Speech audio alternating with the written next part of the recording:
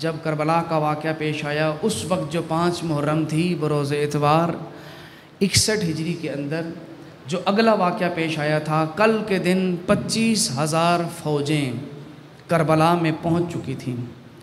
آج فوجوں کی نہیں سالار کی تلاش تھی۔ توجہ کیجئے گا، فوج آج تیار تھی جانے کے لیے، سالار کی تلاش تھی۔ اور سالار کون؟ شبس ابن ربعی۔ شبس ابن ربعی یہ وہ انسان تھا جس کو جب پیغام بھیجا گیا کہ تمہیں کربلا جانا ہے تو اس نے پہلے انکار کیا، لیکن بالآخر مان گیا بالآخر ابن زیاد کی بات میں آ کے اس نے تسلیم کر لیا، میں کربلا جانے کے لیے تیار ہوں۔ بات یہ نہیں ہے کہ یہ کربلا گیا، اس کا بیک گراؤنڈ بتانے کی ضرورت ہے۔ کون تھا یہ شبس ابن ربی؟ شبس ابن ربی نے پیغمبر اکرم کا زمانہ پایا ہے، اس نے اپنی آنکھوں سے رسول اللہ کو دیکھا ہے، اور پیغمبر اکرم کے بعد جو سجا نامی خاتون، سجا بنت حارث، جس نے جھوٹا دعوی امامت کیا تھا، اس نے اس کے لشکر میں بھی شمولیت اختیار کی، مرتد بھی ہوا، اور یہ اس کے لشکر کا مؤذن بھی تھا۔ یہ سجا نامی اس ملعونہ جس نے دعوی نبوت کیا تھا اس کا مؤذن بھی تھا۔ بعد میں دوبارہ اسلام میں داخل ہوا، خلفاء کے زمانوں میں ان کے ساتھ رہا۔ مولا علی علیہ السلام کے زمانے میں یہ جنگ صفین میں مولا کے ساتھ تھا، لیکن جیسے ہی خوارج کے ساتھ اختلاف ہوا اس نے مولا کا در چھوڑ کے خوارج کو پکڑ لیا۔ اور آپ کو بتاؤں، مولا علی علیہ السلام کو شہید کرانے میں اور رات کو ابن ملجم کو پناہ دینے میں بھی اسی کا ہاتھ تھا۔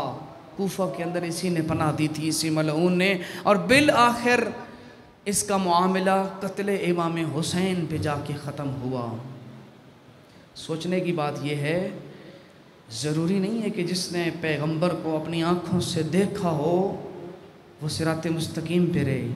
کتنے راستے بدلے ہیں، کتنے راستے بدلے ہیں۔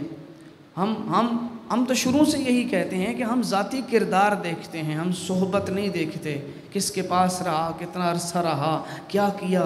ذاتی کردار بتائیں اس کا، ذاتی کردار کیسا تھا۔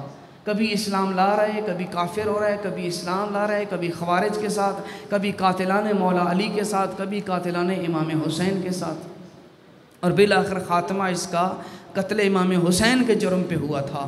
اور دوسرا واقعہ جو پیش آیا تھا، کوفہ کے اندر ناکہ لگایا تھا ابن زیاد نے، کوفہ سے باہر زہر ابن قیس نامی بندے کو بھیج کر 300 یا 500 افراد وہاں پر جو پل تھا وہاں پر کھڑا کیا کہ کوئی بندہ یہاں سے جائے نہیں۔ لیکن اسی دوران بھی مولا علی علیہ السلام کا ایک چاہنے والا، ایک ان کا محب جس کا نام عامر ابن ابی سلامہ تاریخ نے لکھا ہے، وہ مولا کی نصرت کے لیے نکلا۔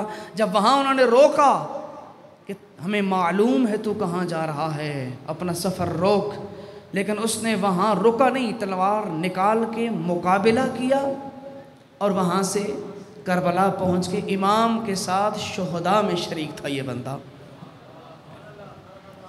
نصرت کرنے پہ آئے، دل مضبوط ہو، دل قوی ہو تو اس طرح اللہ مدد کرتا ہے، اور اگر دل مردہ ہو چکا ہو، پیغمبر کی صحبت میں رہ کے پیغمبر کو دیکھ کے بھی قاتلان امام حسین میں شمار ہوتا ہے اس کا۔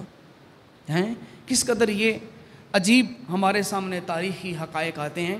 یہ آج کے دن کے 2 واقعات تھے جو آپ کے سامنے بیان کیے، اور معذرت کے ساتھ بتانا بھول گیا، کاروان شہادت یہ میرے استاد مرحوم محمد علی فاضل صاحب کی یہ کاوش ہے، دنیا سے چلے گئے پچھلے سال۔ یہ خداوند متعال ان کو کروٹ کروٹ جنت میں بلند مقام عطا فرمائے، ان کے بلندی درجات کے لیے بلند تر صلوات۔